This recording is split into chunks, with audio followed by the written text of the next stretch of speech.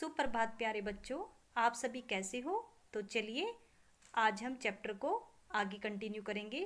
तो सभी देखिए, सबसे पहले हम चैप्टर से रिलेटेड वर्ड मीनिंग लर्न करते हैं।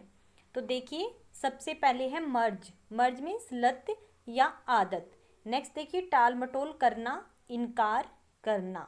नेक्स्ट दम निकलना, मरना या मरे जैसा हो जाना। महफिल, सभा, अचेत, बेहोश।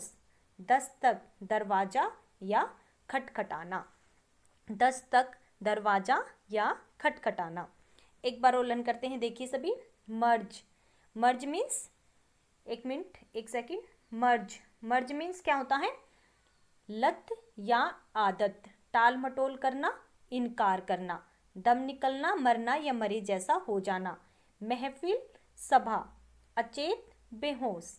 दस्तक, दरवाजा या खटखटाना। आई होप आपको लर्न हो गई होंगे। तो आइए देखिए कैसे इन डिफ़िकल्ट वर्ड मीनिंग का सेंटेंस में यूज होता है। चैप्टर के अकॉर्डिंग हम देखते हैं।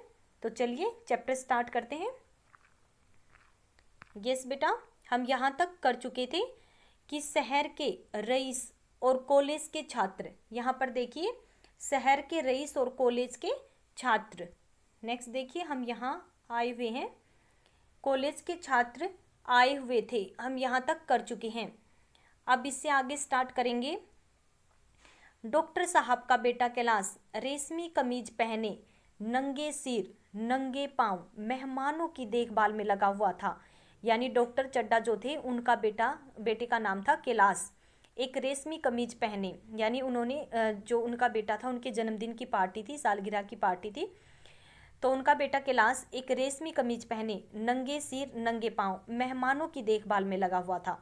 अचानक मृणालिनी ने कहा, क्यों कैलाश, तुम्हारे सांप कहाँ हैं? ये जो मृणालिनी है, ये कैलाश की सहपाठी है। यानी मृणालिनी ने कहा, क्यों कैलाश,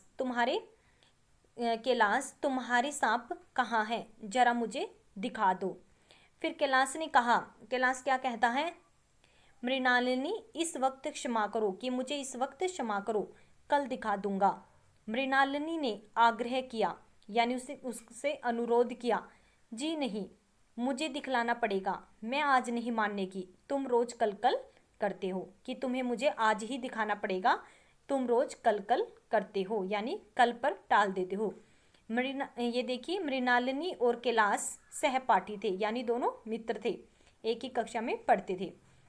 कैलाश को सांपों को पालने का, उनकी आदतों का अध्ययन करने का शौक था। यह विद्या उसने एक सपेरे से सीखी थी। देखिए, यहाँ पर चित्र में भी दिखाया जा रहा है कि कैसे वह अपनी कला अपनी सभी सहपाठियों को दिखा रहा है। इस सांप दिखाई दे रहा है और ये ऐसे बीन बजाकर उस सांप को अपनी काबू में कर रहा है।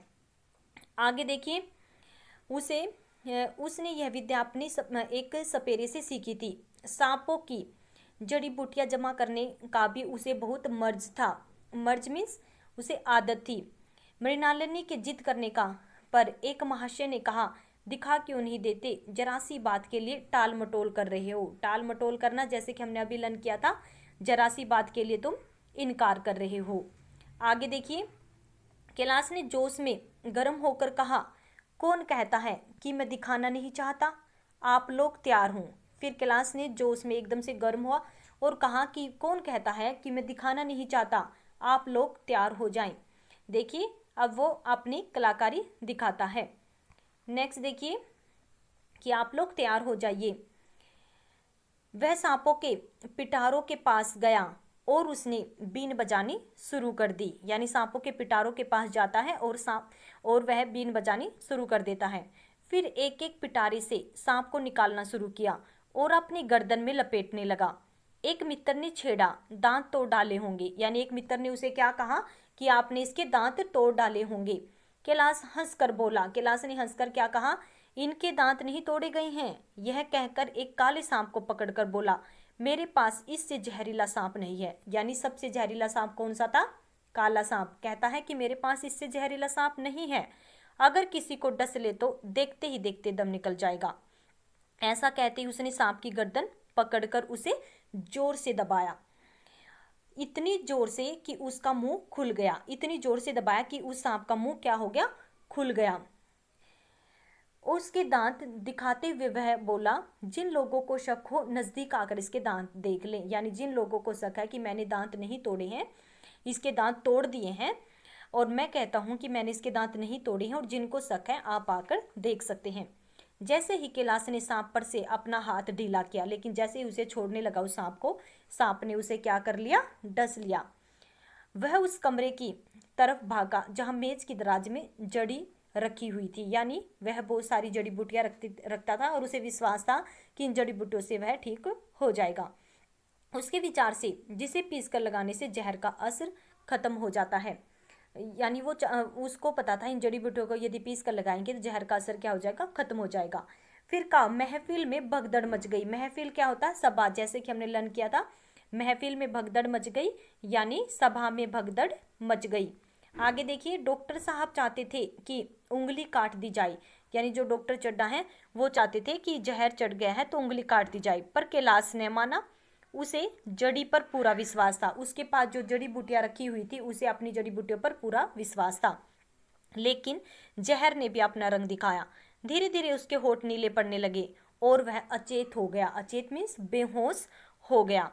आगे देखिए, एक महाशय को बुलाया गया और वो क्या बोले, कोई मंत्र झाड़ने वाला मिले तो संभव है कि जान बच जाए। एक महाशय बुला भी लाए, लेकिन उसने आते ही कहा, अब कोई फायदा नहीं। क्या कहा कि अब कोई फायदा नहीं है। आगे देखिए, शहर से कई मील दूर एक झोपड़ी में एक बूढ़ा और एक बुढ़िया जाड़े की रात काट रहे थे। यानी शहर से कई मील दूर एक झोपड़ी थी, वहां पर एक बूढ़ा और बुढ़िया जाड़े की यानी सर्दियों की रात काट रहे थे। इतने में किसी ने द्वार पर दस्तक दी। दस्तक जैसे कि हमने लर्न किया था, दस्तक देना यानी दरवाजा खटखटाना। भगत, क्या सो गए, जरा किवाड़ तो खोलो। यानी बोले कि भगत क्या तुम सो गए हो, जरा किवाड़ तो खोलिए। ये वही भगत हैं जिनके बेटे को डॉक्टर चड्ढा ने देखने से मना कर दिया था। और नियति का फिर देखिए कि आज उन्हीं के बेटे के लिए कोई उनके पास आया था ताकि वह जड़ी बूटियों से उसे ठीक कर सके। डॉक्टर चड्ढा ने तो उसके बेटे को मना कर दिया था। अब देखिए भगत क्या करते हैं, उनके बेटे को ठीक करते हैं या नहीं। फिर वह महाशय कहते हैं, जरा किवाड़ तो खोले। किवाड़ खोलते ही आदमी ने अंदर आकर कहा, डॉक्टर चड्ढा के लड़के को सांप ने डस लिया है। भगत ने एकदम से चौंक कर पूछा, डॉक्टर चड्ढा के लड़के को?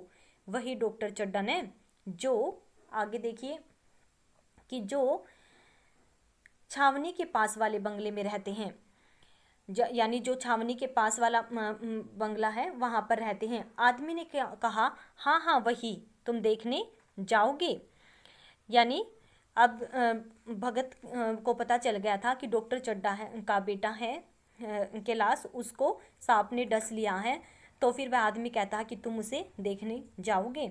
अब देखते हैं, आगे देखेंगे कि वह भगत डॉक्टर चड्ढा के बेटे को देखने जाएंगे या नहीं। इससे आगे हम कल रीड करेंगे। आज के लिए इतना ही, धन्यवाद। अच्छा बच्चों, आपको ये चैप्टर समझ में आ गया? आशा है आपको ये चैप्टर समझ में आ गया होगा। तो आगे हम कल कंटिन्यू करते हैं। आप सभी का दिन शुभ हो।